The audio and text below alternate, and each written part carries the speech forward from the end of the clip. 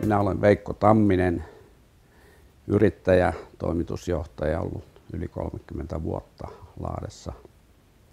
Hormiturvamies kävi ovellani ehdottelemassa asiaa, että tutkittaisiin hormin kunto, joka osoittautui sitten saneeraukseen tarpeelliseksi, ja hormiturvamiehet hoiti asian. Hormissa esiintyi, niin kuin tämänikäisissä taloissa yleensäkin, 49 vuonna rakennettu talo, halkeamia, rapautumia saumoissa, joka sitten hormiturvamiesten toimesta hoidettiin kuntoon. Asia hoidettiin hyvin reippaasti ja tyylikkäästi kaikin tavoin.